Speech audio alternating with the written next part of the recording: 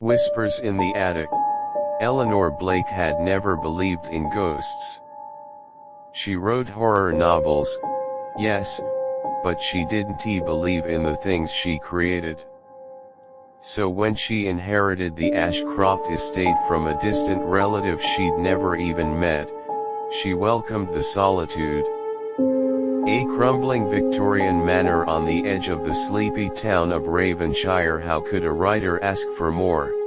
The townspeople weren't as excited. At the gas station, an old man had warned her. "Don't stay past the first frost," he said, his eyes cloudy with something more than age. That's when they start whispering again. Eleanor smiled politely. Ghost stories, she thought.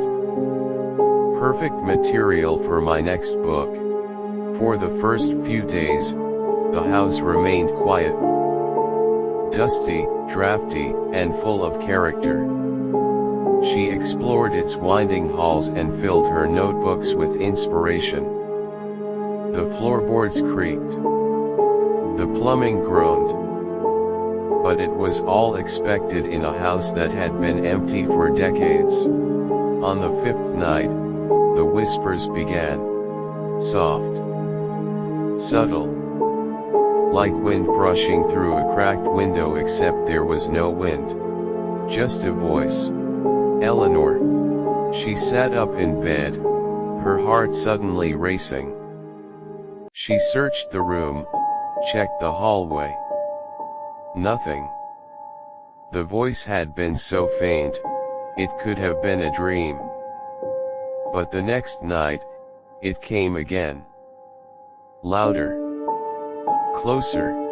Let us in. Her skin prickled. The words had come from inside the walls. The attic door, which had always seemed painted shut, was now slightly ajar. Eleanor had avoided it until then, but curiosity, sharpened by dread, finally drove her up the narrow staircase. The attic was bitter cold. Dust floated in the air, thick and slow like ash. At the far end, something stood under a black cloth, a tall antique mirror. She didn't remember seeing it before. Without thinking, she pulled the cover away. The mirror didn't reflect the attic. Instead, it showed a long, dim corridor. Its wallpaper was peeling. The lights flickered. And standing in the center was a little girl, pale and barefoot, wearing a nightgown soaked at the hem. Her eyes were deep black voids. She stared at Eleanor through the glass. "Help me," she mouthed. No sound came. Eleanor stumbled back, her breath frozen in her lungs. When she looked again, the mirror showed only her own terrified reflection. The girl was gone. That night, the whispers surrounded her. In the pipes. Behind the walls. Beneath the floorboards. Everywhere. Join us. She tried to leave the next morning. The front door wouldn't open. Her car wouldn't start. Her phone had no service. It was as if the house itself had turned against her. Each night, the mirror showed more. The girl was not alone anymore. Other children had joined her, silent, pale, eyes as black as the void. They didn't speak. They just stared, and smiled. Eleanor stopped sleeping. She couldn't eat. She jumped at every sound, every creak. She began hearing the children in her dreams.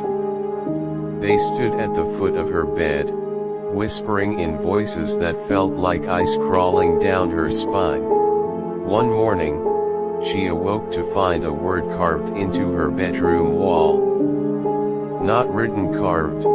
deep into the wood, as if by small, sharp fingernails.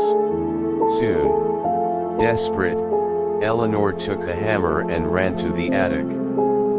She would destroy the mirror, and whatever this was. But when she struck it, the glass didn't crack. It rippled. And a pale hand reached out. That was the last anyone ever saw of Eleanor Blake. When the townspeople finally checked the house weeks later, they found it abandoned. Dusty notebooks, cold teacups, untouched furniture. The attic was empty except for the mirror. Now, a new figure stands behind the glass. A woman, pale and silent, surrounded by children who never blink. If you ever find yourself near Ravenshire, you might hear the stories. About the woman who vanished. About the mirror in the attic. About the voices. And if you say her name Eleanor, they say the whispers might return. Just listen closely. They're still waiting. Don't forget to subscribe. Enjoy watching.